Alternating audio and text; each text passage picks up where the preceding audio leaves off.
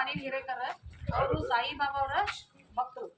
ಅವರು ಇವತ್ತಿನ ದಿವಸ ಒಂದು ಸಮಾಜ ಕಾರ್ಯಕರ್ತರು ಅಂತ ಹೇಳ್ಬೋದು. ಅಂದ್ರೆ ಸಾಮಾಜಿಕವಾಗಿ ಆಧ್ಯಾತ್ಮಿಕ ಒಂದು ವಿಚಾರಗಳನ್ನ ತಿಳಿಸುವಂತಹ ವ್ಯಕ್ತಿಯಾಗಿದ್ದಾರೆ. ಅವ್ರ ಹೆಸರು ಅನಿಲ್ ಹಿರೇಕರ್ ಅಂತೇಳಿ. ಅವರು ತಮ್ಮ ಹೆಸರಿನಲ್ಲಿ ಶಾಲೆಯ ಮಕ್ಕಳಿಗೆ ಒಂದು ಅಳಿಲು ಸೇವೆ ಮಾಡ್ತೇನೆ ಅಂತ. ಹಾಗೆ ನಮ್ಮ ಶಾಲೆಯ ಅಧ್ಯಕ್ಷರಿಗೆ ಅವರು ನಿನ್ನೆ ಹೇಳಿದಾಗ ಅಧ್ಯಕ್ಷರು ನನ್ನ ಒಂದು ಅನುಮತಿ ತೆಗೆದುಕೊಂಡು ನಿಮ್ಮ ಮಕ್ಕಳಿಗೆ ನಾವು ಪಟ್ಟಿ ಪೆನ್ ಕೊಡ್ಬೇಕಂತ ಮಾಡಿದ್ದೇವೆ ಅಂತ ಹೇಳ್ತಾ ಇದ್ದಾರೆ. ಟೀಚರ್ ಕೊಡೋಣ ಬೇಡ ಅಂತ ಹೇಳಿದ್ರು. ಅದು ಒಳ್ಳೆ ಕೆಲಸ. ಒಂದು ಪಟ್ಟಿ ಒಂದು ಮಗುವಿಗೆ ಒಂದು ವಿಷಯಕ್ಕೆ ಉಪಯೋಗ ಆಗ್ತದೆ. ಪೆನ್ ಅನ್ನೋದು ಬಹಳ ದೊಡ್ಡ ವಸ್ತು ಅದು. ಹೌದಾ? ಪೆನ್ ಅಂದ್ರೆ ಏನ್ರಿ? ಪೆನ್ ಅಂದ್ರೆ ಏನು? ನಿಮ್ ಕೈಯಲ್ಲಿ ಇರ್ತದಲ್ಲ ಬರೆಯುವುದು, ಅದು ಬಹಳ ದೊಡ್ಡ ವಸ್ತು. ಅದು ಅದಕ್ಕೆ ಇರುವಂತ ಬೆಲೆ ಯಾವ ವಸ್ತುಗೂ ಇಲ್ಲ. ಯಾಕಂದ್ರೆ ಆ ಒಂದು ಪೆನ್ನು ನಮ್ಮ ಭವಿಷ್ಯವನ್ನೇ ನಿರ್ಧಾರ ಮಾಡ್ತದೆ. ಹೌದಾ? ನೀವು ಬರೀತೀರಿಲ್ಲ ಪೆನ್, ಅದು ನಮ್ಮ ಭವಿಷ್ಯವನ್ನ ನಿರ್ಧಾರ ಮಾಡ್ತದ್ರಿ. ಹೌದಾ? ಒಪ್ಕೊಳ್ತೀರಾ? ಹೌದು. ಯಾಕಂದ್ರೆ ಅದು ನಮ್ಮ ಜೀವನದ ಸಂಗಾತಿನೂ ಹೌದ್ರಿ. ಯಾವುದು? ಪೆನ್ನು ಮತ್ತೆ ಪಟ್ಟಿ.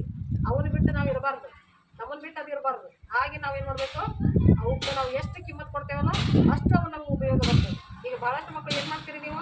ಪಟ್ಟಿ ಅಂದ್ಕೊಳ್ಳಿ ಒಂದು ಹಳಿ ಬರಿತೀರಿ, ಹರಿದು ಹೋಗಿರ್ತೀರಿ. ಅದನ್ನ ಆ ಒಂದು ಪಟ್ಟಿ ಆಗಲಿಕ್ಕೆ ಎಷ್ಟು ಪರಿಶ್ರಮ ಇರ್ತದೆ ಗೊತ್ತಿದೆಯಾ ನಿಮಗೆ?